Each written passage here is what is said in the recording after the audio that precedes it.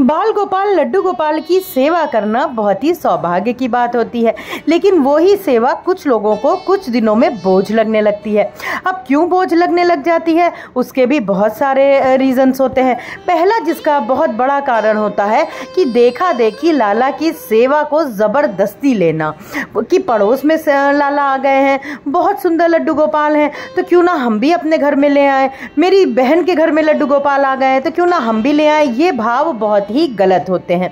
आज के इस वीडियो के माध्यम में मैं आपके साथ साझा करूंगी कि घर में विराजमान है लड्डू गोपाल, लेकिन उनकी सेवा नहीं हो पा रही है, उनको स्नान नहीं हो पा रहा है उनका, तो क्या करना चाहिए। क्या उनको कहीं मंदिर में रखाना चाहिए या उनको किसी और को सेवा के लिए दे देना चाहिए। तो चलिए शुरू करते हैं व्लॉग को। हरी बोल। लड्डू गोपाल के साथ एक संबंध बनाना उनके सेवादारों के लिए अति आवश्यक होता है जी, चाहे उनसे रिश्ता हो पुत्र का या पिता का। उनकी सेवा लेकिन एक छोटे से बालक के रूप में ही की जाती है। अब बहुत सारे घरों में ये प्रॉब्लम है कि उनका संयुक्त परिवार है, समय नहीं मिल पा रहा है, तो क्या करें वो। क्या वो लड्डू गोपाल की सेवा नहीं कर पा रहे हैं तो कहीं उनको पाप तो नहीं लग रहा है। वो प्रॉपर तरीके से लड्डू गोपाल को भोग नहीं लगा पा रहे हैं, तो उनको क्या करना चाहिए।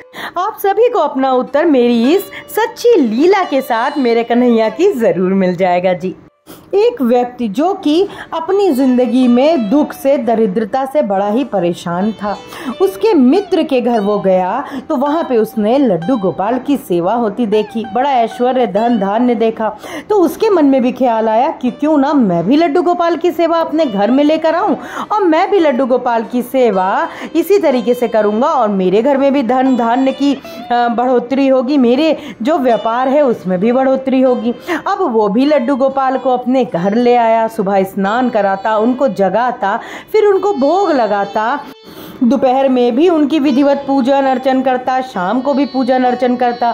करते करते उसको कई दिन बीत गए, कई महीने बीत गए, लेकिन लड्डू गोपाल का उसको कोई भी किसी भी प्रकार की लीला नहीं दिखी, ना ही उसको अपने घर में बरकत दिखी, ना ही उसको अपने घर में धन धान्य की बढ़ोतरी दिखी या ऐश्वर्य दिखा। अब वो अपने मन में विचार करने लग गया कि मैं भी तो उसी प्रकार से सेवा पूजन कर रहा हूं जिस प्रकार से मेरा जो मित्र है वो करता था, लेकिन ये तो मेरी सुनते ही नहीं है। रोज मैं इनको नहलाता भी हूँ, रात्रि में सुलाता भी हूँ, इनको भोग भी लगाता हूँ, कैसे कैसे करके मैं इनके लिए मिश्री लेकर के आता हूँ, लेकिन फिर भी इनको कोई मुझसे स्नेह नहीं हो रहा है, कोई प्रेम नहीं हो रहा है। समय बीतता गया और लड्डू गोपाल के प्रति जो उसका भाव था वो बस कुछ ऐसा हो गया कि अरे मैं तो इनको इतना सोच के लाया था कि मेरे तो सारे सपने सच हो जाएंगे, मेरे घर में तो ऐसा हो जाएगा, मेरी तो सारे दुख दरिद्र कलेश मिट जाएंगे, बहुत खुशियां आ जाएंगी, लेकिन ऐसा कुछ भी नहीं हो रहा है और सेवा भी मैं करता जा रहा हूँ। समय बीतते बीतते इसी तरीके से नवरात्र आ गया। अब वो अपने दूसरे मित्र के घर गया तो वहां पे नवरात्र की तैयारियां चल रही थी और उसने अपने मित्र से पूछा कि ये क्या है, ये तुम लोग क्या कर रहे हो। तो उसने बताया कि नवरात्रे आने वाली हैं और नवरात्र में माता की मैं अपने घर में इस तरीके से स्थापना करता हूँ, पूजन करता हूँ, अर्चन करता हूँ और मेरे घर में देखो कितना ऐश्वर्य है। और अगले ही दिन उसने लड्डू गोपाल को अलमारी के ऊपर बैठा दिया, पूजन अर्चन किया और धूप बत्ती का धुआं जानबूझ के लड्डू गोपाल के श्री मुख पे कर दिया कि अरे धुआं लगता है तो लगने दो, अच्छा है, इतने दिनों से तो मैं सेवा कर रहा था तो मेरी सुना नहीं। बस वैसे ही मेरे लाला ने उस व्यक्ति का हाथ पकड़ लिया और उसके सामने प्रकट हो गए। मेरे लड्डू गोपाल ने कहा कि आज तूने मुझे एक जीवत, एक प्राण मेरे अंदर है वैसा माना, वैसा समझा, तो देख मैं तेरे सामने आ गया। इतने दिनों से तो तू मेरी जो सेवा पूजन अर्चन कर रहा था उसमें कोई भाव नहीं था, उसमें तुझे ये भी नहीं लग रहा था कि मेरा लाला भूखा होगा, मेरे लाला को कितने बजे क्या चीज़ खाना है, मेरे लड्डू गोपाल को मैं क्या वस्त्र पहनाऊं। तो इस लीला से हमें ये शिक्षा मिलती है कि लड्डू गोपाल प्रेम के भूखे हैं। आप यदि सेवा नहीं भी कर पाते हो हो, प्रॉपर तरीके से सेवा जो है वो नहीं कर पाते हो, तो आप लड्डू गोपाल को सुबह स्नान करा दीजिए।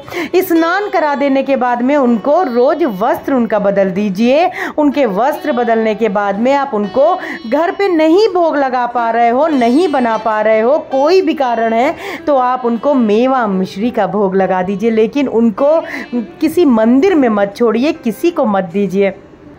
लड्डू गोपाल बहुत दयालु हैं, बहुत। मेरे लाला जहाँ विराजमान होते हैं सारे देवी देवता उनकी सेवा में रहते हैं, सारे देवी देवता उनको लाड लडाते हैं, उनकी सेवा करते हैं।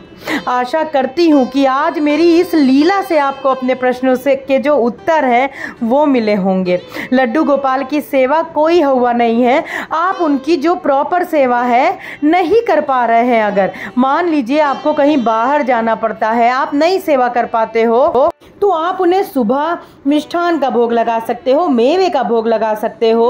आप यदि ऑफिस भी जाते हो तो दोपहर में आप उनके पास में कुछ भोग रख के जाएं। आप मानसिक सेवा करिए, वो आपकी स्थिति परिस्थिति से अच्छे से वाकिफ है मेरा लाला। आप उनसे प्रार्थना करें कि लाला मैंने आपके पास में ये मेवा रख दिया है, आप इसको ग्रहण करें, आप इसको पाएं। मेरी ये मजबूरी है, मैं आपके पास नहीं आ पा रही हूँ। लेकिन ये भी आप ना करें कि आप एक आलस में लड्डू गोपाल की सेवा नहीं कर रहे हैं, तो ये महापाप है।